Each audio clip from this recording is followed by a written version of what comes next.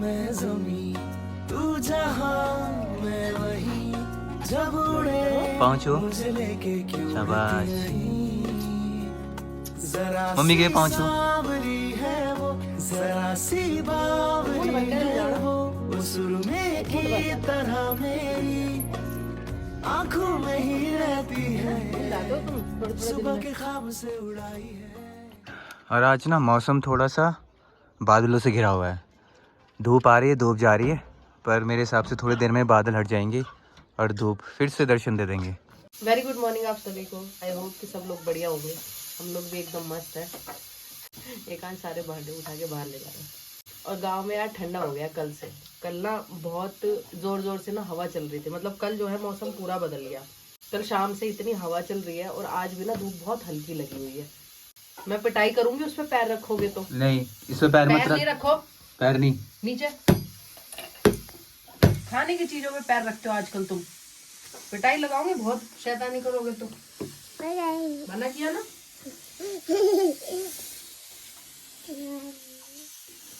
वही सुबह सुबह जो है खाना बनाने की तैयारी हो रही है। चावल जो है गैस पे बन रहे हैं, हरी सब्जी बना ली है और आज अभी जो है साग बनाने की तैयारी चल रही है। उसके बाद जो है खाना खाएंगे।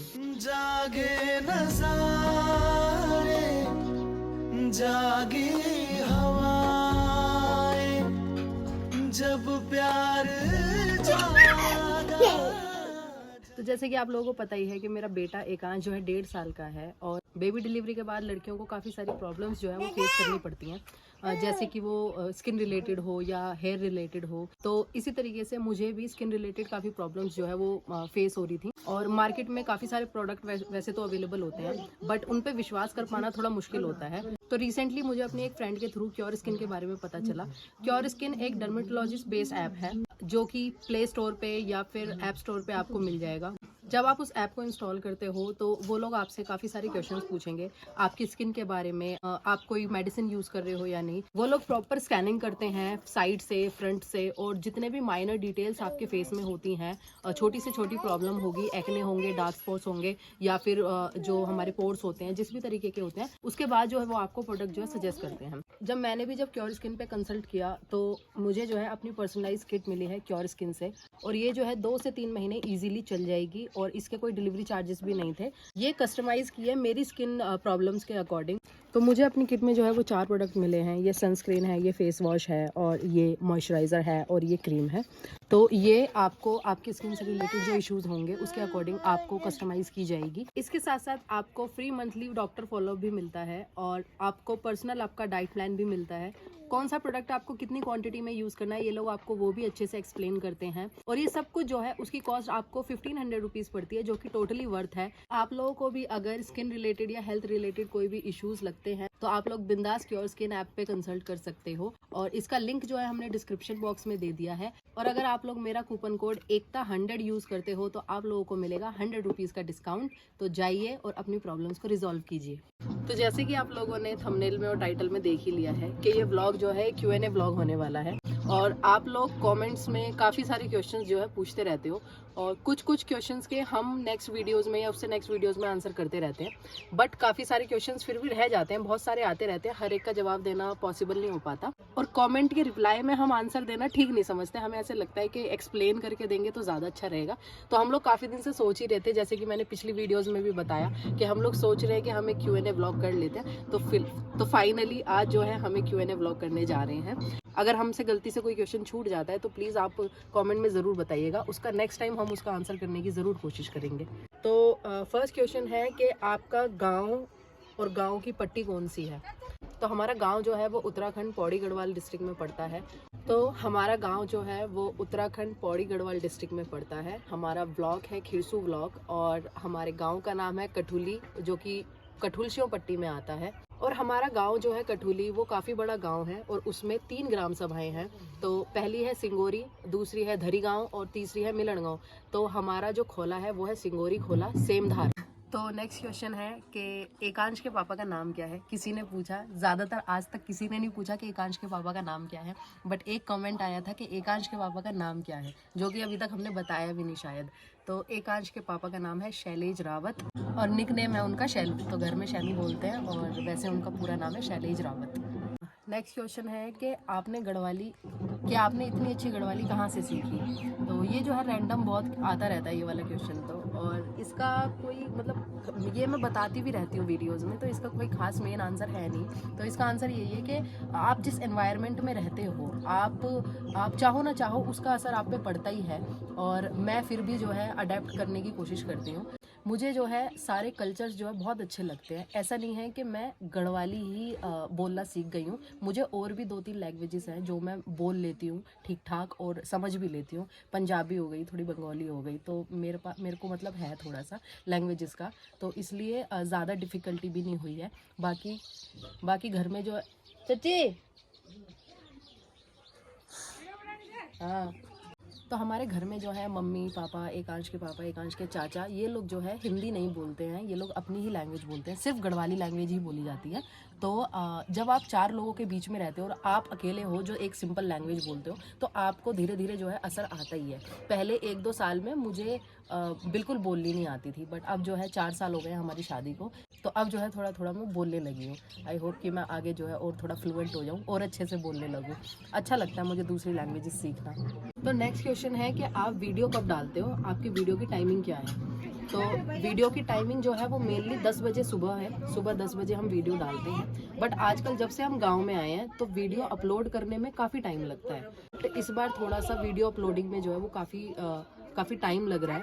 तो काफ़ी टाइम लग रहा है क्योंकि कभी कभी हैवी फाइल होती है, हाँ, कभी 4-4 GB की होती है, तो उसमें बहुत टाइम लग जाता है। जब वीडियो थोड़ा बड़ी होती है तो उसका जीबी बढ़ जाता है, तो अब वो अपलोड होने में उतना ही ज़्यादा टाइम लेती है, उतनी ज़्यादा प्रॉब्लम क्रिएट करती है।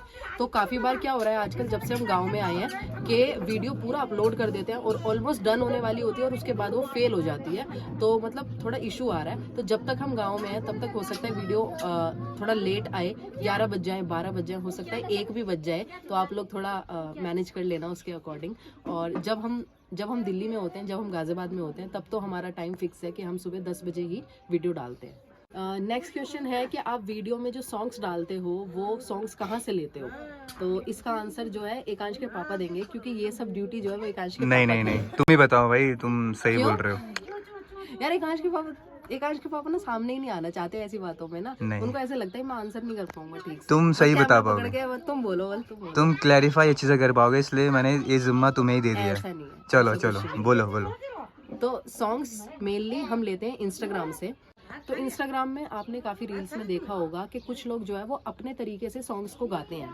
कोई गिटार लेके कोई प्ले कर रहा होता है, या कोई कुछ और इंस्ट्रूमेंट लेके प्ले कर रहा होता है। जो ओरिजिनल सॉन्ग्स होते हैं उससे थोड़ा सा अलग होते हैं वो सॉन्ग, उनके अपने तरीके में गाए हुए होते हैं, तो उन सॉन्ग्स पे कॉपीराइट नहीं आता है, तो हम लोग जो है वही वाले सॉन्ग्स यूज़ करते हैं। नेक्स्ट क्वेश्चन है कि यूपी के गाँव और उत्तराखंड के गाँव दोनों में से कहाँ ज़्यादा ठंडा है?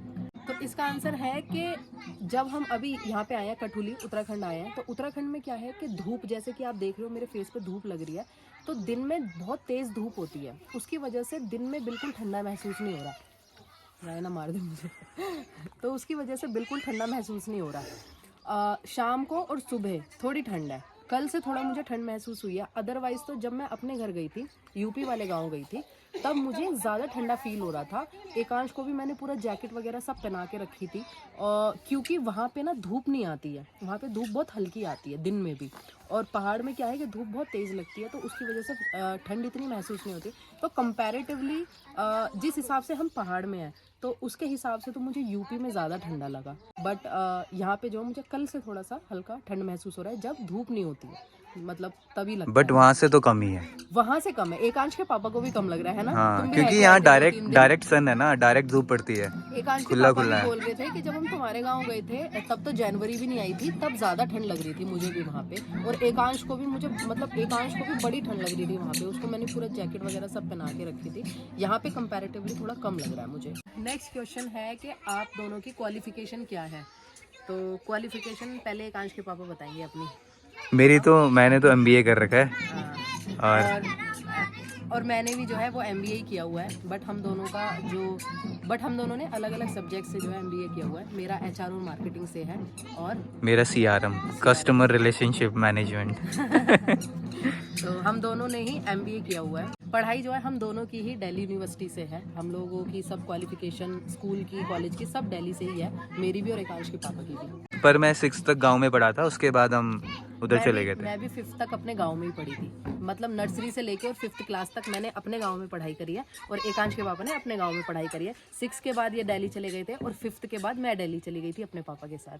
तो हम दोनों की जो जर्नी है ना वो सेम सी है क्वालिफिकेशन के मामले में। और कुछ रीज़न ये भी है हमारी गढ़वाली फ्लुएंट होने का, हाँ, कि हम गांव में गाँव रहे में हैं। रहे हैं। मतलब मैं 6ठी तक रहा हूँ, विक्की छोटा भाई 5वीं तक रहा है ना, हाँ। तब हम उसके बाद गए हैं। हाँ। और last but not the least, एक सबसे ज़्यादा पूछे जाने वाला क्वेश्चन कि आप लोगों की लव स्टोरी बताइए, आप लोग कहाँ मिले, आप लोगों की शादी कैसे हुई। तो ये सबसे ज़्यादा हर एक ब्लॉग में ये क्वेश्चन रिपीटेडली आता ही आता है और इसका आंसर करने में ना मुझे थोड़ा सा मतलब हेजिटेशन लग रही है, क्योंकि सब लोग देखते हैं वीडियो, फैमिली भी देखती है, मतलब पता नहीं मुझे थोड़ा वैसे लगता है, बट फिर भी मैं बता देती हूँ थोड़ा सा। बहुत ज़्यादा डिटेल में तो नहीं बता पाऊँगी बट थोड़ा थोड़ा बता देती हूँ।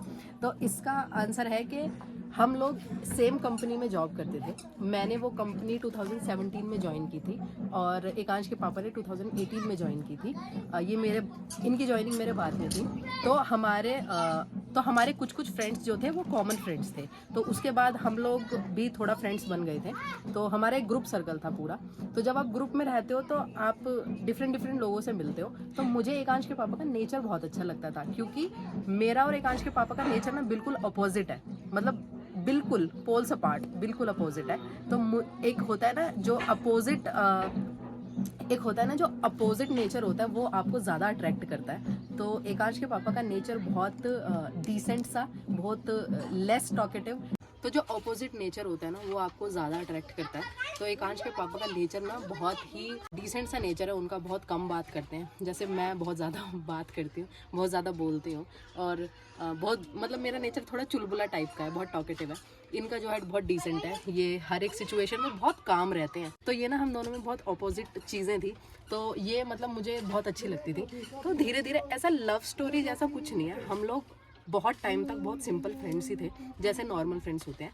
बट थोड़ा जानने लगे एक दूसरे को, तो मतलब वही है, एक लाइकिंग हो जाती है, मतलब पसंद हो जाती है। बाकी मैं क्या बोलूँ, एकांश के पापा बताएंगे अपनी साइड की स्टोरी। जैसे एकता ने बोला ना कि हमारा नेचर बहुत अपोजिट है, तो हाँ वही है कि जैसे ज़्यादा बोलती थी, है ना, मैं कम बोलता था। तो ऐसा नहीं होना चाहिए ना कि यार मैं भी कम बोल रहा हूँ और सामने वाले भी कम बोल रहा है और ठप्पा बैठ जाए, हैं दोनों के दोनों नहीं बोल रहे हैं, कुछ नहीं बोल रहे हैं, है ना। कि ऑफिस में हम बहुत तरीके के लोगों से मिलते हैं ना, सब लोगों का अलग अलग माइंडसेट होता है, अलग अलग तरीके की उनकी थिंकिंग होती है। तो मुझे एकता का थिंकिंग और थोड़ा माइंडसेट थोड़ा डिफरेंट लगा। वो हर चीज़ में ढल जाती है, किसी भी सिचुएशन में ना ढल जाती है। वो चीज़ मुझे बहुत अट्रैक्टिव लगी थी। अब जैसे कि एग्जांपल है कि वो अगर वो गांव आ रही है तो गांव की तरह ढल जाती है, शहर में है तो शहर की तरह ढल जाती है ना, शहर के लोगों की तरह ढल जाती है। तो वो चीज़ें थोड़ा बहुत मैंने नोटिस कर ली थी। एज के अकॉर्डिंग ना इसकी थिंकिंग थोड़ा मेच्योर लग गई थी मुझे, तो वो चीज़ भी थोड़ा सा एक फैक्टर लग गया था मुझे ना। हमारे यहाँ पे मतलब मेरे गांव की तरफ शादियाँ थोड़ा जल्दी हो जाती हैं। ऐसा नहीं है कि आप मतलब जैसे आजकल होता है कि 28-30 तक लड़कियों की शादी होती है, ऐसे नहीं होता। और सब दूसरी बात कि मैं घर की बड़ी बेटी भी हूँ और उस टाइम पे मेरी दादी थी हमारे साथ में। तो मेरी दादी की तबीयत बहुत ख़राब रहती थी, मतलब वो बीमार रहती थी ना। तो उनकी ये इच्छा थी कि कम से कम एक बच्चे की शादी मैं अपने सामने देख लूँ। तो बस वो शादी मतलब काफ़ी जल्दी हो गई। हमारी शादी एक्चुअली कोरोना काल में हुई थी, मतलब जो 100 लोगों वाली शादी थी ना वैसे हुई थी हमारी शादी। तो सब लोग घर वाले चाह रहे थे यहाँ से भी कि मतलब शादी थोड़ा रुक के हो जाए, जब कोरोना ख़त्म हो जाए तब रुक के हो जाए। फर्स्ट वेव में ही हो गई थी कि थोड़ा नेक्स्ट ईयर करेंगे। बट मेरी दादी की वजह से बट मेरी दादी की तबीयत ख़राब रहती थी, तो मेरे पापा लोग चाहते थे कि शादी थोड़ा जल्दी हो जाए। और बाद में हमें रियलाइज़ हुआ कि हमने अच्छा किया कि हमारी शादी हो गई 2020 में ही, क्योंकि हमारी शादी को 1 साल भी नहीं हुआ था तभी हमारी दादी हमें छोड़ के चली गई थी।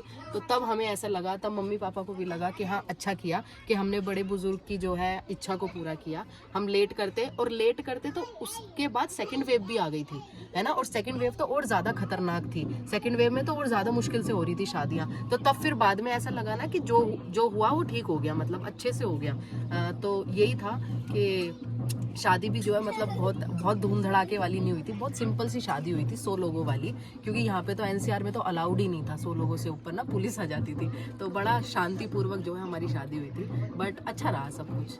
4 साल हो गए हैं हमारी शादी को, 10 दिसंबर को हमारी शादी को 4 साल हो गए हैं।